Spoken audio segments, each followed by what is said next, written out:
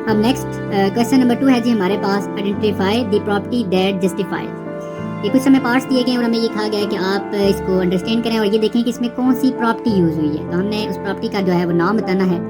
तो हम देखते हैं जी कि इसमें कौन सी प्रॉपर्टी यूज़ हुई है। देखें, ये कोई एक नंबर है और ये 1 से मल्टीप्लाई हो रहा है, तो वापस वही नंबर आ रहा है। लाइक मैं यहाँ पर इस नंबर की जगह मैं 5 कंसिडर कर लेता हूँ। देखें, जब मैं 5 को 1 से मल्टीप्लाई करूँगा तो आंसर 5 ही आएगा। ऐसी प्रॉपर्टी को हम कहते हैं कि ये आइडेंटिटी है विद रिस्पेक्ट टू मल्टीप्लिकेशन, यानी कि इसको हम मल्टीप्लिकेटिव आइडेंटिटी भी कहते हैं। मैं यहाँ पर राइट करके फिर आपको मजीद गाइड करता हूँ। ठीक है जी। देखें, अब हम इसमें होता ही है कि जब हम किसी भी नंबर को 1 से मल्टीप्लाई करें वही नंबर आ जाए तो इसको हम कहते हैं कि ये आइडेंटिटी है, यानी क्योंकि वही नंबर वापस आ जाता है। ठीक है, आइडेंटिटी विद रिस्पेक्ट टू, क्योंकि ये मल्टीप्लाई कर रहे होते हैं तो इसलिए identity with respect to multiplication, या फिर इसका दूसरा नाम भी है, इसको आप देखें मल्टीप्लिकेटिव आइडेंटिटी, यानी कि मल्टीप्लिकेटिव आइडेंटिटी। ठीक हो गया जी। उम्मीद है कि आपको ये समझ आ गया होगा कि जब हम किसी भी नंबर को 1 से मल्टीप्लाई करेंगे तो आंसर वही आ जाता है। तो ऐसी प्रॉपर्टी का नाम होगा identity with respect to multiplication. ये जो लिखने का स्टाइल है, ये आपकी जो न्यू बुक है नेशनल बुक फाउंडेशन, ये उसके अकॉर्डिंग है, और ये जो आप लोगों ने पहले भी अंडरस्टैंड किया होगा, फिर आप लोग इस तरीके से लिखते थे। अभी हमारे पास जो सेकंड पार्ट है वो ये है कि 0.2 मल्टीप्लाई हो रहा है 5 से और आंसर 1 आ रहा है। आप इस आंसर को फोकस किया करें। देखें, आंसर जब भी 1 आ जाए, जब भी कोई से दो नंबर को आप मल्टीप्लाई करें और आंसर 1 आ जाए, तो ऐसी प्रॉपर्टी को हम कहते हैं कि ये इनवर्स है विद रिस्पेक्ट टू मल्टीप्लिकेशन, यानी कि ये दोनों नंबर एक दूसरे के इनवर्स हैं, मल्टीप्लिकेटिव इनवर्स। ठीक है, मैं यहाँ पर राइट करता हूँ और फिर आपको अगेन गाइड करता हूँ। ठीक है जी। तो देखें, एक्चुअली ये जो 0.2 है ना, इसको हम 1/5 भी लिख सकते हैं, क्योंकि 1 डिवाइड बाई 5 करेंगे तो आप 0.2 ही आएगा, और ये 5। देखें, ये आंसर जरा 1 आता है। अब 5 का जो इनवर्स है वो 1/5 है, तो इसलिए इस प्रॉपर्टी को हम कहते हैं कि ये इनवर्स है। अब किस लिहाज से है? With respect to multiplication. आप इस साइन के साथ भी आप लिख सकते हैं क्योंकि ये दोनों मल्टीप्लाई हो रहे हैं, और इसका जो दूसरा नाम है वो ये भी हो सकता है कि जस्ट एक लिखने का तरीका है कि इसको आप लिख सकते हैं मल्टीप्लिकेटिव इनवर्स। ठीक है जी। जब कोई से दो नंबर आपस में मल्टीप्लाई होकर आंसर 1 दे दें, तो ऐसी प्रॉपर्टी को हम कहते हैं कि वो दोनों नंबर एक दूसरे के क्या होंगे? इनवर्स होंगे, और उसको हम फिर बोलते हैं कि inverse with respect to multiplication. ठीक है जी। अब हमारे पास जो इसका तीसरा पार्ट है वो ये है कि x + 2 + y फिर y + x + 2। एक्चुअली इसमें दो नंबर है। ठीक है, एक ये नंबर है और एक ये नंबर है।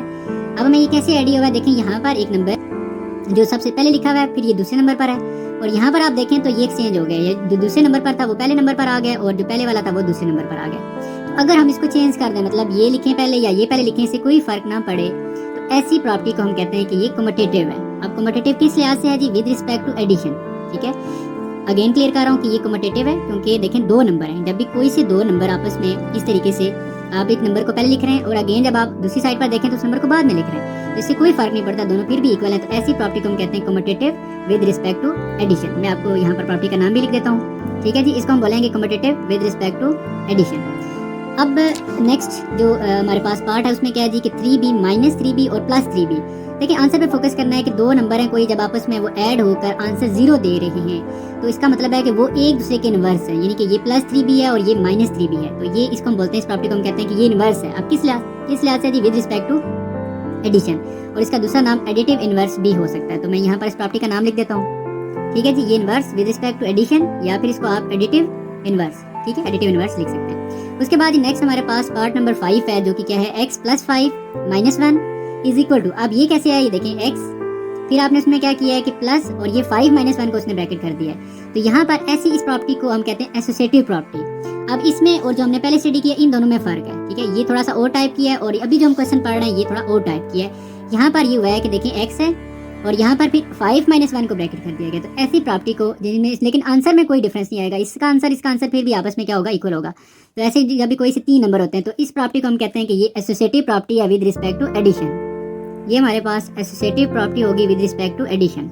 उसके बाद नेक्स्ट हमारे पास लास्ट पार्ट है, और ये इंपॉर्टेंट प्रॉपर्टी है जी कि -3 और 2 - y, फिर आंसर क्या आ रहा है? देखें, -6 + 3y। अब कैसे आ रहा है? -3 को जब आप 2 से मल्टीप्लाई करेंगे तो ये आ जाएगा -6, फिर ये माइनस और माइनस साइन प्लस का हो जाएगा, फिर आप जब 3 को y से मल्टीप्लाई करेंगे तो ये आ जाएगा 3y। इसमें क्या हुआ है कि कोई एक नंबर था जो कि मल्टीप्लाई हो रहा है, और फिर क्या हुआ है कि ये अलग अलग मल्टीप्लाई हो गया, यानी कि डिस्ट्रीब्यूट हो गया। मैं आपको जस्ट समझाने के लिए ऐसे बता रहा हूँ कि इसका मतलब ये होता है कि ये डिस्ट्रीब्यूटिव प्रॉपर्टी है। देखें, ये इसके साथ भी हुआ है, इसके साथ भी हो गया।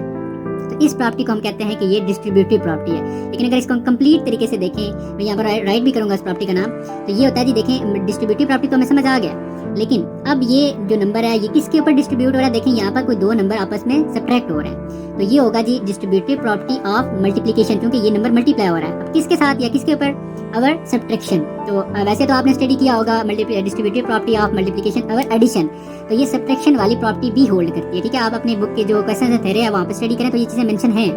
मैं अब आपकी यहाँ पर जो प्रॉपर्टी का नाम है लिख देता हूँ। ये आप स्क्रीन के ऊपर देख सकते हैं, ये एक मैंने आपको एक साइड बॉक्स शो किया है, आपकी बुक में है कि डिस्ट्रीब्यूटिव प्रॉपर्टी ऑफ मल्टीप्लिकेशन और सब्ट्रैक्शन। ठीक है, तो ये प्रॉपर्टी भी होल्ड करती है। अगर यहाँ पर कोई दो नंबर आपस में ऐड हो रहे हों, फिर आप इसको बोलेंगे कि ये डिस्ट्रीब्यूटिव प्रॉपर्टी ऑफ मल्टीप्लिकेशन और एडिशन। ठीक है, तो इस चीज़ को आपने माइंड में रखना है और इसके अकॉर्डिंग एग्जैक्ट जो इसका आंसर है वो इस प्रॉपर्टी का जो नाम है वो ये है।